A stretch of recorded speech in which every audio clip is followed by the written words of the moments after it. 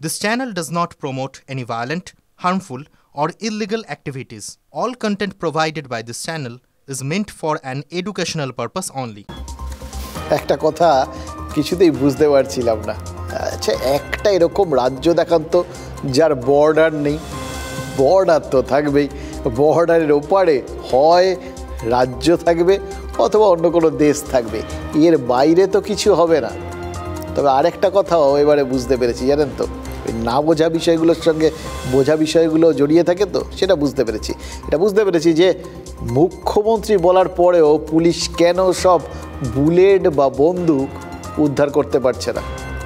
একে তো ওই শুনলেন বিহার, ঝাড়খণ্ড, অসম এতগুলো জায়গার থেকে বেআইনি অস্ত্র আসছে বলে বললেন ফিরহাদ হাকিম। তারপর আমাদের রাজ্যের এত জনসংখ্যা, এত লোকজন, রাস্তাঘাটে সবসময় ভিড়, ফলে পুলিশের পক্ষে সবসময় নজরদারি করা সম্ভব হচ্ছে না। একদম জলের মতো করে ব্যাপারটা কিন্তু আমাদের বুঝিয়ে দিয়েছেন তিনি, মন্ত্রীমশাই। এবার বুঝিয়ে যখন দিলেন তখন কিন্তু মাথাটা একদম পরিষ্কার হয়ে আরও কতগুলো প্রশ্ন ঘুরঘুর করতে এসে শুরু করে দিল, বুঝলেন তো। বুঝতে পারলাম যে আমরা যে প্রশ্নগুলো তুলেছি সেগুলো 100% ঠিক। তার মানে মন্ত্রীমশাইও সার্টিফাই করে দিলেন পুলিশের পক্ষে তল্লাশি অভিযান ঠিকঠাকভাবে চালানো সম্ভব হচ্ছে না। মধ্যে কথা হচ্ছে পুলিশ ব্যর্থ, পারেনি। এত লোক, এত বর্ডার রয়েছে, বর্ডারের পর রাজ্য রয়েছে, আটকাবে কি করে? মানে আটকানোর উপায় নেই মানেই তো পুলিশ ঠুটো। এবার পুলিশের গোয়েন্দা বিভাগের কাছেও নিশ্চয়ই কোনো টিপস আসছে না, ফলে অস্ত্র হাতে দুষ্কৃতীদের দাপাদাপি বন্ধ হওয়াটা জাস্ট দিবা স্বপ্ন, কোনো চান্স নেই। শুনে ফেললেন তো, আমাদের এখানে লোক সংখ্যা কমবে না, আমাদের রাজ্যটা ছোট হবে না, আমাদের চারপাশে যে রাজ্যগুলো রয়েছে প্রতিবেশী তাদের চেঞ্জ করে দেওয়া যাবে না, তাহলে যা আমাদের ভবিতব্য তাই থাকবে। ওই শুনলেন ঠাঁই ঠাঁই ঠাঁই।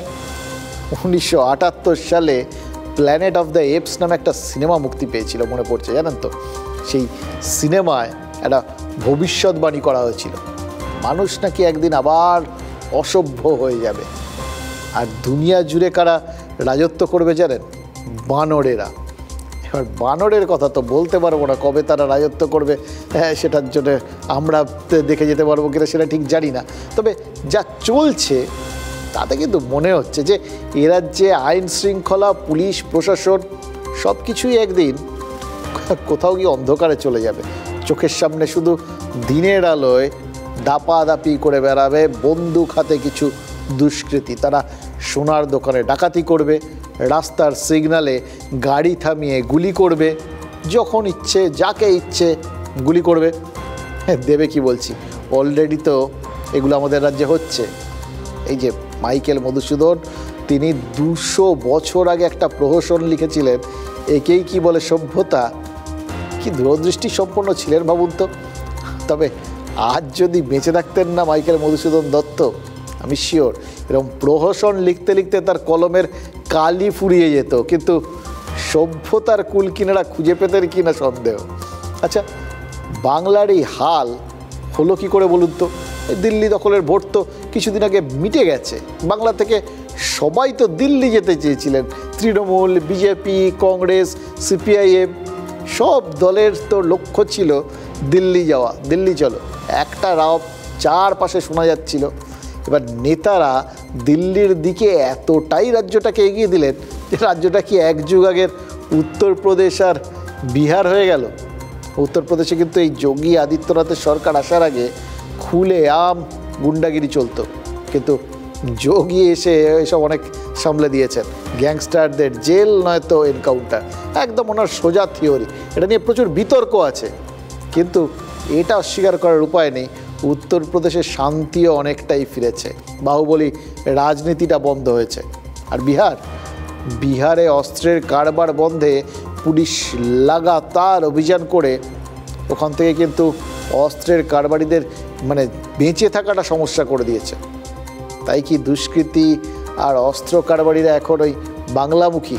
ফিরহাদ হাকিমের সম্ভবত খেয়াল নেই, জানেন, যে পুলিশ দুষ্কৃতীদের শায়েস্তা করতে না পারলে, পুলিশ আইন শৃঙ্খলা রক্ষা করতে না পারলে দায়টা কার ওপর গিয়ে বর্তায়? দায় তো বর্তায় পুলিশ মন্ত্রীর ঘাড়ে গিয়ে। আর বাংলার পুলিশ মন্ত্রী তো ফিরহাদ হাকিমের সুপ্রিম কমান্ডার। তাহলে কি দাঁড়ালো? পুলিশের ঢাল হয়ে দাঁড়াতে গিয়ে ফিরহাদ হাকিম কি পুলিশ মন্ত্রী মানে তৃণমূল নেত্রীকেই ঢালহীনভাবে বিরোধীদের প্রশ্নের মুখে ফেলে দিলেন। যে 8 জন মিলে ঘিরে ধরে ব্যবসায়ীকে যে গুলি করা হয়েছে, আমার মনে হচ্ছে সেই 90-এর দশকে মুম্বাইয়ে যেমন একটা এই দাউদ ইব্রাহিম এবং অন্যান্য গ্যাংয়েদের দৌড়াতে একটা এক্সটর্শন র্যাকেট ছিল, অর্থাৎ তোলাবাজির র্যাকেট ছিল, যে আপনি টাকা না দিলে আপনার উপর আক্রমণ হবে, আপনাকে মেরে ফেলা হবে, আপনার প্রাণহানি হতে পারে। ভয় দেখিয়ে বিজনেসম্যানদের কাছ থেকে পয়সা তোলা হতো। সেইটাই কলকাতাতে এখন চলছে বা শুরু হয়ে গেছে, এবং অদ্ভুতভাবে আমাদের রাজ্য সরকার নির্বিকার হয়ে দেখছে। আইন শৃঙ্খলা, সুন্দর আইন শৃঙ্খলা, কিছু দুষ্কৃতী, কিছু কাণ্ড কারখানা যারা করে, আগের থেকে সব অনেক কমে গেছে। রাজ্য থেকে এসে এখানে এসে ডাকাতি করছে, অন্য রাজ্যে অস্ত্র ট্রেনিং ক্যাম্প চলছে, সেখান থেকে আচমকা এসে এসব করে আবার অন্য রাজ্যে গিয়ে আশ্রয় নিচ্ছে। কোনো দুর্ভাগ্যজনক ঘটনা ঘটে, সব ব্যাপারে তো আর রাজনীতি জড়িত থাকে না। এটা একটা সমাজে বহু সময় প্রচুর ভালো ঘটনা ঘটে, আবার দু একটা চূড়ান্ত অবাঞ্ছিত খারাপ ঘটনা ঘটে। আমরা সেগুলো কমানোর চেষ্টা করি। যদি কোনো খারাপ ঘটনা, নিন্দনীয় ঘটনা, বাজে ঘটনা ঘটে থাকে, তার জন্য পুলিশ প্রশাসন আছে, তারা ব্যবস্থা নিচ্ছে। একটা প্রকল্প করেছিলেন না দুয়ারে সরকার, তার সঙ্গে সঙ্গে একটা দুয়ারে গুলি, দুয়ারে বন্দুক, দুয়ারে বোমা প্রকল্পও চালু করেছিল, যেটা হয়তো ওরা প্রচার করেননি। নির্বাচনের আগে আমরা দেখেছি বোমা বাঁধতে গিয়ে হাত উড়েছে মানুষের, বোমা বাঁধতে গিয়ে ঘর উড়ে গেছে। এই যে একটা গোটা প্রজন্মকে দুষ্কৃতি বানাচ্ছেন, তো তাদের হাতে আপনি যদি পড়াশোনা বইপত্র সরঞ্জাম তুলে দেন, তাহলে তারা পড়াশোনা করবে। তাদের হাতে যদি বন্দুক তুলে দেন, বোমা তুলে দেন, তারা বোমা চালাবে, বন্দুক চালাবে। এই ভয়টাই আমরা বারবার পেয়েছিলাম। ঠিক বলেছেন, কিন্তু খারাপ কাজগুলো যাতে না হয় সেজন্যই তো পুলিশ প্রশাসন, আইন, আদালত এগুলো রয়েছে। কুণাল ঘোষ কি এগুলোর কথা ভুলে গেছেন? আর সব কিছু থাকতেও যদি খারাপ ঘটনাগুলো ঘটতেই থাকে, তাহলে তো এই প্রতিষ্ঠানগুলোর এই যারা এই সমস্ত দায়িত্ব নিয়ে বসে আছেন তাদের থাকার যৌক্তিকতা নিয়েই প্রশ্ন উঠে যায়। প্রশ্ন আরও একটা কারণে কিন্তু উঠছে, জানেন তো, এ রাজ্যের যা রাজনৈতিক সংস্কৃতি, তাতে দুষ্কৃতীদের সবুজ সংকেত সব দলই কিন্তু ক্ষেত্র বিশেষে দিয়ে দেয়। ব্যালটে যারা ক্ষমতা পান তারা ক্ষমতা দখলের পর সে ক্ষমতাটাকে এত ভালোবেসে ফেলেন না, সে ক্ষমতাটাকে ধরে রাখতে বুলেটের ওপর নির্ভরশীল হয়ে ওঠে। বুলেটের ওপর এত বেশি তাদের ভক্তি, শ্রদ্ধা বেড়ে যায়, এবং এত বেশি যারা তাদের ভোট দিয়ে এখানে ক্ষমতায় বসিয়েছেন, কিছু কাজ করার জন্য দায়িত্ব দিয়েছেন, তাদের ওপর ভরসা কমে যায়। তার জন্য ওই বাংলায় ভোট মেটে কিন্তু সন্ত্রাস মেটে না, এবং তাই আরও কিছু কথা থেকেই যায়, যে কথাগুলো আজ না বললেই নয়।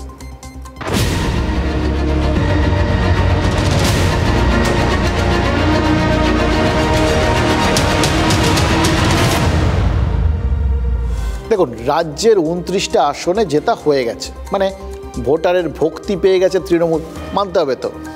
এবার দুটো জিনিস থাকে আমাদের চালনা করার জন্য এই নেতাদের কাছে, ভয় আর ভক্তি, দুটো অস্ত্র বা দুটো থিওরি বলতে পারেন আর কি। এবার এই দুটো ফর্মুলার মধ্যে ভক্তি পর্ব শেষ।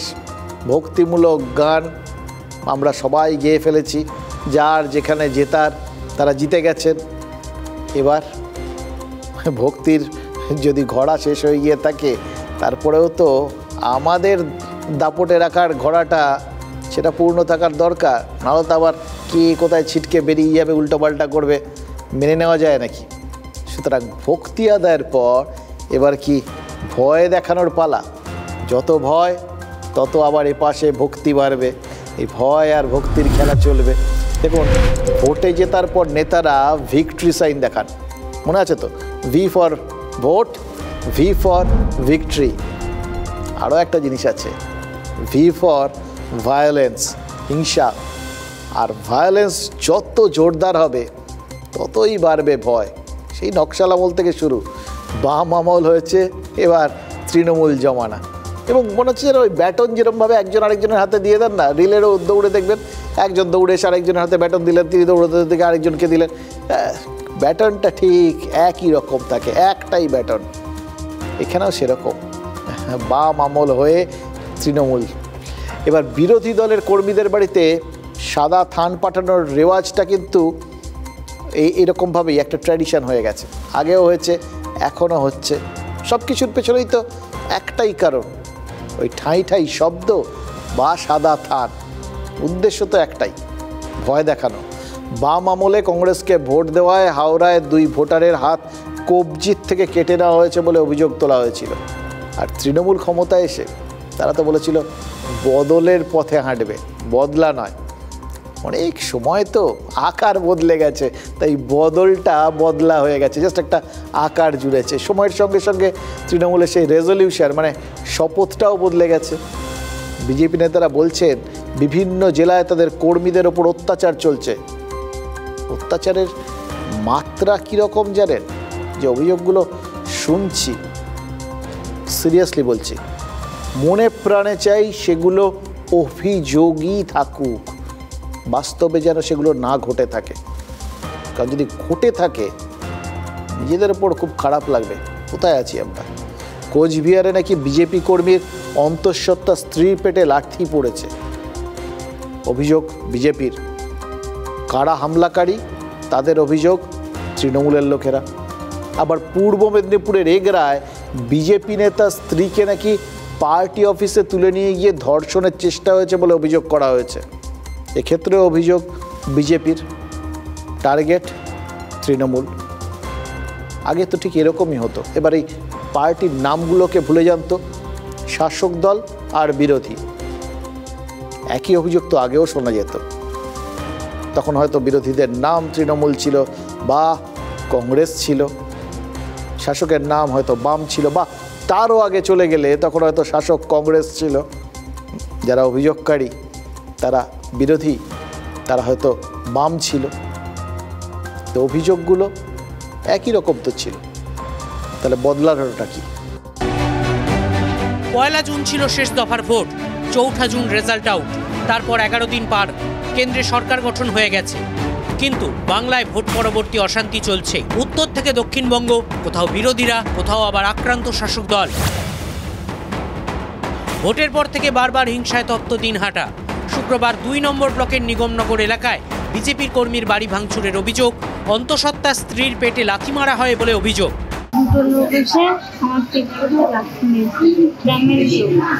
পেটের বাচ্চা 6 মাসের, আমি বিজেপি করি তার জন্য। কোচবিহার লোকসভা কেন্দ্রে জিতেই বিরোধীদের উদ্দেশ্যে হুঁশিয়ারি দিয়েছিলেন উদয়ন গুহ থেকে জগদীশ বর্মা বসুনিয়া। কেউ যদি আমাকে একটা চর মারতে আসে, আমাকে 10টা চর মারার মতো মানুষ সবদিন তৈরি থাকতে হবে। তৃণমূল নেতাদের এমন মন্তব্যেই কি হাত তোলার সাহস পাচ্ছেন দলের কর্মীরা? এটা তৃণমূল কংগ্রেসের কোনো কর্মীর সঙ্গে যুক্ত নয়। বিজেপিরা নিজেদেরকে প্রচারে নিয়ে আসার জন্য নিজেদের বাড়িতে নিজেরা ভাঙচুর করে তৃণমূল কংগ্রেসের ঘরে দোষ চাপানোর একটা চক্রান্ত করছে। বিজেপি কর্মীর স্ত্রীকে বাড়ি থেকে তুলে তৃণমূল কার্যালয়ে নিয়ে গিয়ে ধর্ষণের চেষ্টার অভিযোগ। পূর্ব মেদিনীপুরে এগরার অস্তিচকে তুমুল উত্তেজনা, থানায় অভিযোগ দায়ের। চুলের মুঠি ধরে শাড়ি টেনে টেনে নিয়ে এসে দিকে একটা লাথি মারলো, তোই পেটে তোমাকে নারী নির্যাতন করব এবং তোমার রেপ করব। আমরা বিজেপি দল করি। তৃণমূলের পার্টি অফিসে মারধর করেছে এবং বলেছে যে তুই নারী নির্যাতন কেস দিয়েছি, তো তোকে এখানে রেপ করব। যে ঘটনাগুলো বিজেপি বলছে পরিষ্কারভাবে সাজানো ঘটনা, ওইরকম কোনো ঘটনা ঘটেনি। উত্তর 24 পরগনার আমডাঙ্গাতেও ভোট পরবর্তী অশান্তি। তৃণমূল নেতার বাড়ি লক্ষ্য করে বোমাবাজির অভিযোগ, আক্রান্ত আইএনটিটিইউসির অটো ইউনিয়নের নেতা আব্দুল হান্নান। ঘর 3টে ঘর, আমি যে জায়গাটায় খাটে শুই সেই জায়গাটাই মারা হয়েছে। বিজেপি কর্মী সমর্থকদের মারধরের হুমকির অভিযোগ মথুরাপুরের কাশীনগরে।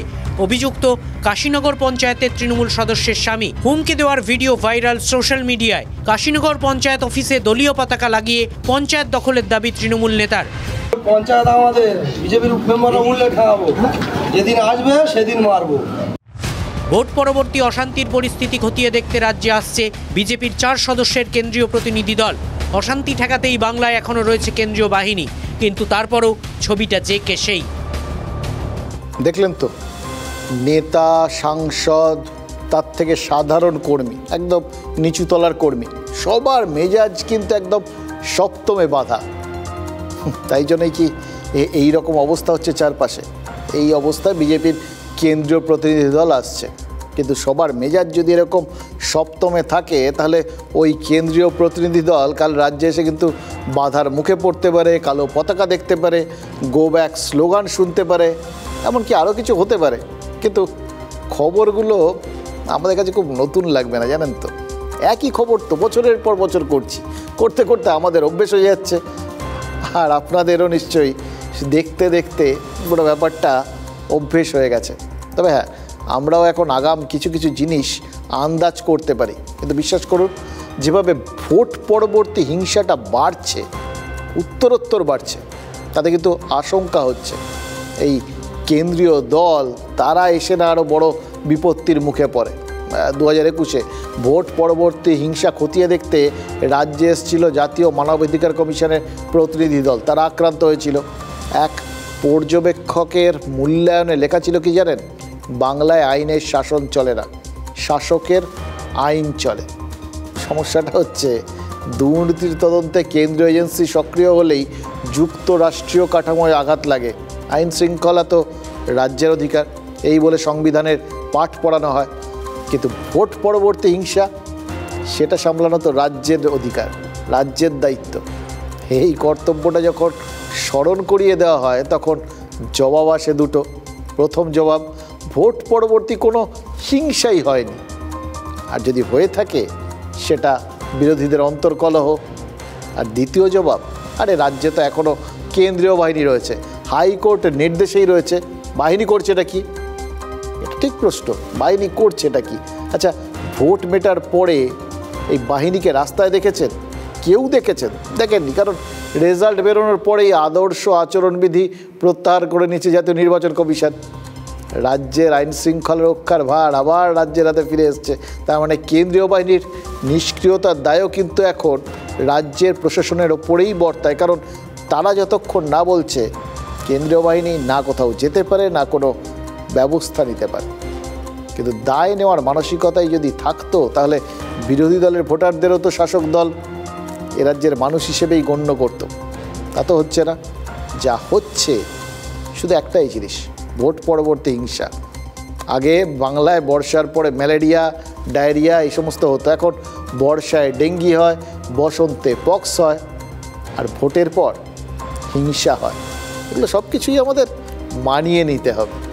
উত্তরবঙ্গের কুচবিহার থেকে শুরু করে আমাদের দক্ষিণবঙ্গের জয়নগর থেকে শুরু করে হারোয়া থেকে শুরু করে বসিরহাটের ভয়ঙ্কর অবস্থা। আমার নিজের গাড়ি আক্রমণের মুখে পড়েছিল। কেন্দ্রীয় বাহিনীকে চুপ করে দাঁড় করিয়ে রাখা হচ্ছে, কেন্দ্রীয় বাহিনীকে দিয়ে কোনো কাজ করানো হচ্ছে না, লাঠিচার্জ পর্যন্ত করানো হচ্ছে না, এবং এমন একটা পরিবেশ তৈরি করা হচ্ছে যেন 26-এ যেন তৃণমূল ওয়াক ওভার পেয়ে যায়। তৃণমূল যদি ভেবে থাকে যে এইভাবে তৈরি করে সন্ত্রাসের বাতাবরণ তৈরি করে অত্যাচার করে বিজেপিকে চুপ করিয়ে দেবে, বিজেপির কর্মীদেরকে বাধ্য করবে বিজেপি ছাড়ার জন্য বা বিজেপি না করার জন্য, তাহলে আমি পরিষ্কার বলে দিচ্ছি মুখ্যমন্ত্রী মূর্খের স্বর্গে বাস করছে। তৃণমূলের কেউ মারছে না। মমতা বন্দ্যোপাধ্যায়, অভিষেক বন্দ্যোপাধ্যায় স্পষ্ট বার্তা দিয়েছেন, এত সাফল্যের পর আরও উদার হতে হবে। বিজেপি কিছু কিছু জায়গায় প্ররোচনা দিয়ে পায়ে পা দিয়ে ঝগড়া করার চেষ্টা করছে। তার চেয়ে বড় কথা, অধিকাংশ জায়গায় আদি বিজেপি বনাম তৎকাল বিজেপি আপনারা দেখতে পাচ্ছেন তো, বড় নেতাদের মধ্যেই প্রকাশ্যে বিবৃতি নিয়ে লড়াই চলছে, সেটাই নিচে পার্কুলেট করছে, এবং তাদের যেখানে যেখানে দু চারটে লোক আছে আদি বিজেপি বনাম তৎকাল বিজেপি মারামারি চলছে, অকারণে তৃণমূলকে পাপের ভাগিদারি করতে চাইছে, পুরোটাই ওদের ভেতরের গোষ্ঠীবাজি। আমরা কি খুব একটা অবাক হচ্ছি? 2021-এ তো একই জিনিস আমরা দেখেছি, এবং তখন আমরা এটাও দেখেছি যে মমতা ব্যানার্জি বলেছিলেন কিচ্ছু হয়নি, সব কিছু ঠিক আছে। ন্যাশনাল হিউম্যান রাইটস কমিশন এসে বলেছিল না, অনেক মানুষের অত্যাচার হয়েছে, 10,000 মানুষ পলাতক, হাজার হাজার মহিলার ধর্ষণ, শ্লীলতাহানি, তখনও তো একই ঘটনা হয়েছে, আবার তার রেপিটেশন হচ্ছে। ডিফারেন্সটা হচ্ছে এখন মমতা ব্যানার্জি কোনো কথা বলেননি।